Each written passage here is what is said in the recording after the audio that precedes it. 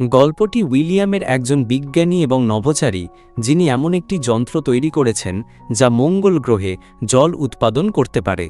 এই জলের সাহায্যে সেখানে প্রাণের সূচনা করা সম্ভব এবং এই লক্ষ্য পূরণের জন্যই তিনি মঙ্গলের পথে পাড়ি জমান। গল্পের শুরুতে আমরা নভোচারী উইলিয়ামকে দেখতে পাই, যিনি স্পেস স্যুট পরে রকেটে বসে আছেন। আসলে তিনি একাই মঙ্গলের দিকে যাত্রা করছেন এবং যদি তিনি সফলভাবে সেখানে পৌঁছাতে পারেন তাহলে তিনিই হবেন মঙ্গলের মাটিতে পা রাখা প্রথম মানুষ। তার মাথায় তখন ঘুরপাক খাচ্ছে নানা প্রশ্ন।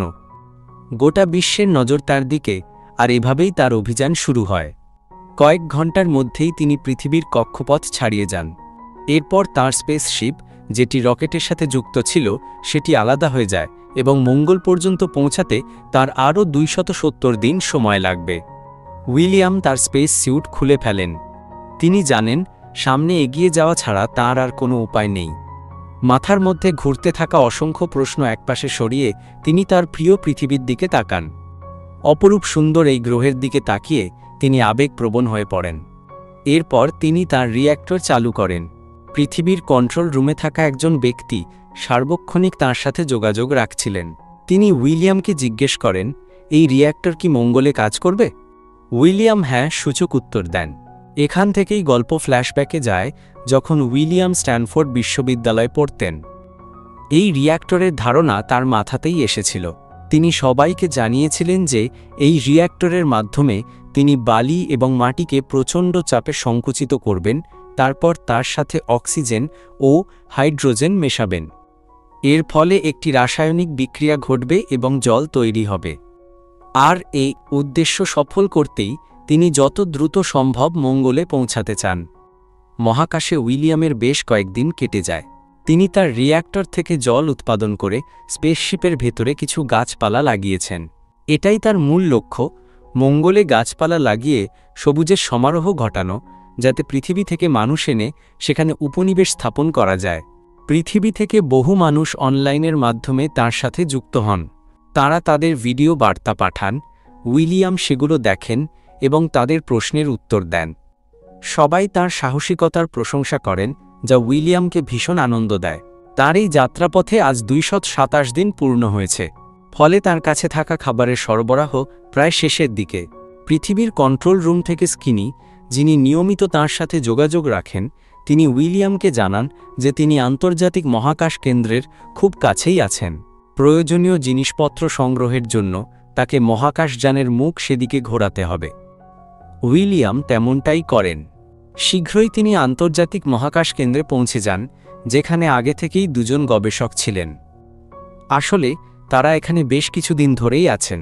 তাদের মধ্যে একজন নভোচারী ও গবেষক গ্রিন স্ট্রিট মানসিকভাবে কিছুটা বিপর্যস্ত। তিনি পৃথিবীতে ফিরে যেতে চান এবং পরীক্ষার জন্য দেওয়া গাছগুলো নিজেই খেয়ে ফেলছেন। অন্যদিকে পৃথিবীতে দেখানো হয় আরও একটি রকেট উৎক্ষেপণ করা হয়েছে। এই রকেটে এমিলি নামের একজন নভোচারী রয়েছেন, যাকে মঙ্গলের দিকে পাঠানো হয়েছে। আন্তর্জাতিক মহাকাশ কেন্দ্র থেকে প্রয়োজনীয় রসদ নিয়ে উইলিয়াম আবার মঙ্গলের পথে রওনা দেন। গাছের সঠিক পরিচর্যার জন্য তিনি প্রতিদিন সেগুলোতে জল দেন। কিন্তু মঙ্গলের দিকে এগিয়ে যাওয়ার সময় তার যোগাযোগ ব্যবস্থায় ত্রুটি দেখা দেয়।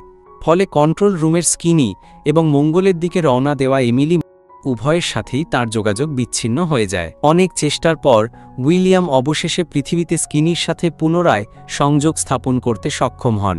শীঘ্রই এমিলিও তাদের সাথে যুক্ত হন এবং জানান যে তার শাটলে কিছু সমস্যা হয়েছে। উইলিয়াম তাকে সাহায্য করেন এবং এমিলি তার সমস্যা সমাধান করে ফেলেন। এতে সবাই স্বস্তির নিঃশ্বাস ফেলে। পরের দিন সকালে দেখা যায় উইলিয়াম তার রিয়্যাক্টরের শক্তি বাড়ানোর জন্য সেটিকে স্পেসশিপের মূল শক্তির উৎসের সাথে যুক্ত করতে যান। কিন্তু এর ফলে একটি বড়সড় শর্ট সার্কিট হয় এবং তার জল উৎপাদনকারী রিয়্যাক্টরটি কাজ করা বন্ধ করে দেয়। এটা তার জন্য এক বিশাল সমস্যা, কারণ জল ছাড়া তিনি সেখানে টিকে থাকতে পারবেন না। তাই তিনি যেখানে যতটুকু জল পান তা সংগ্রহ করতে শুরু করেন। এমনকি গাছের জলও তাকে বের করে নিতে হয়, যার অর্থ গাছগুলো আর বাঁচবে না। একই সাথে তিনি নিজের শক্তিও সঞ্চয় করে রাখতে শুরু করেন। এরপর স্কিনি তাকে ফোন করে সব ঠিক আছে কিনা জিজ্ঞেস করেন। উইলিয়াম মিথ্যে বলেন যে তার স্পেসশিপে সবকিছু ঠিকঠাক আছে। স্কিনি জানান যে এমিলির স্পেসশিপে কিছু সমস্যা হওয়ায় তাকে পৃথিবীতে ফিরিয়ে আনা হয়েছে।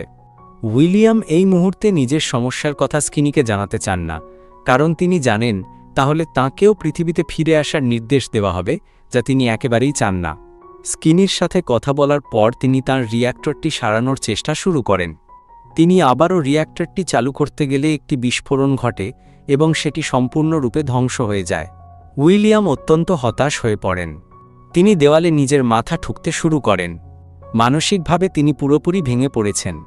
কিছুক্ষণ পর স্কিনি আবার তাঁর সাথে যোগাযোগ করেন।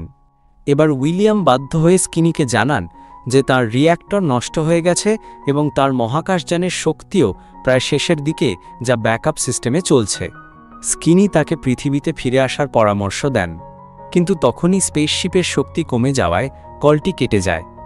এখন উইলিয়ামকে সিদ্ধান্ত নিতে হবে তিনি কি পৃথিবীতে ফিরে যাবেন নাকি মঙ্গল গ্রহের দিকে এগিয়ে যাবেন, যা খুব বেশি দূরে নয়। তিনি জানেন যে অটো পাইলট সিস্টেম তাকে পৃথিবীতে ফিরিয়ে নিয়ে যাবে, কিন্তু তিনি মঙ্গলে যাওয়ার সিদ্ধান্ত নেন কারণ এটাই ছিল তার স্বপ্ন। তাই তিনি নিজে হাতেই তার স্পেসশিপটিকে মঙ্গলের দিকে ঘুরিয়ে দেন। মঙ্গল পর্যন্ত পৌঁছানোর জন্য তার স্পেসশিপে পর্যাপ্ত শক্তি অবশিষ্ট আছে কিনা তা তিনি জানেন না, তবুও তিনি স্পেসশিপের সমস্ত শক্তি ইঞ্জিনে পাঠিয়ে দেন। স্কিনির সাথে তাঁর আবারও যোগাযোগ হয়। স্কিনি তাকে পৃথিবীতে ফিরে আসার জন্য বোঝানোর চেষ্টা করেন, কিন্তু উইলিয়াম তার কথা শোনেন না। শীঘ্রই তিনি মঙ্গলের কক্ষপথে পৌঁছে গ্রহটিকে প্রদক্ষিণ করতে শুরু করেন। এই সময় উইলিয়ামের সেই দিনগুলোর কথা মনে পড়ে যখন তিনি এই রিয়্যাক্টরটি তৈরি করছিলেন। যে রিয়্যাক্টরের উপর ভরসা করে তিনি মঙ্গলে এসেছেন সেটি এখন নষ্ট। পরীক্ষার সময় প্রথম দিকে এটি কাজ করেনি, কিন্তু উইলিয়াম হাল ছাড়েননি। বহুবার চেষ্টার পর অবশেষে রিয়্যাক্টরটি কাজ করতে শুরু করেছিল। এই অভিযানে আসার আগেও তাকে অনেক বাধার সম্মুখীন হতে হয়েছে, কিন্তু তিনি হার মানেননি। আর আজ তিনি মঙ্গল গ্রহকে প্রদক্ষিণ করছেন। কিন্তু এখন তার সাহস কমে আসছে, কারণ তার কাছে জল ফুরিয়ে গেছে, খাওয়ার মতো কিছুই নেই এবং শীঘ্রই তার স্পেসশিপের শক্তিও শেষ হয়ে যাবে, যার অর্থ শক্তি শেষ হলেই তার মৃত্যু ঘটবে। কিন্তু ভাগ্য এক্ষেত্রে উইলিয়ামের সহায় হয়।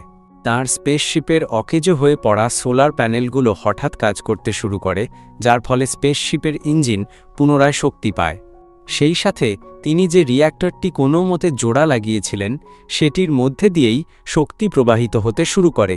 ফলে স্পেসশিপে আবারও আলো জ্বলে ওঠে এবং সম্পূর্ণ বিকল হয়ে যাওয়া যোগাযোগ ব্যবস্থাও পুনরায় চালু হয়ে যায়।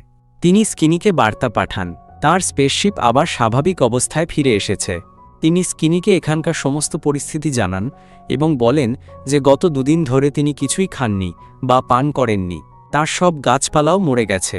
তবে ভালো খবর হলো তিনি শীঘ্রই মঙ্গলের কক্ষপথ ছেড়ে গ্রহটির বায়ুমণ্ডলে প্রবেশ করবেন। তখন মঙ্গলের মাধ্যাকর্ষণ শক্তি তাকে আপনা আপনিই নিচে টেনে নেবে। তিনি জানেন না এই যাত্রায় তিনি বাঁচবেন কিনা, কিন্তু তিনি যা করতে চেয়েছিলেন সেই দিন অবশেষে এসে গেছে। এরপর তিনি তার শাটল নিয়ে মঙ্গল গ্রহের দিকে এগিয়ে চলেন।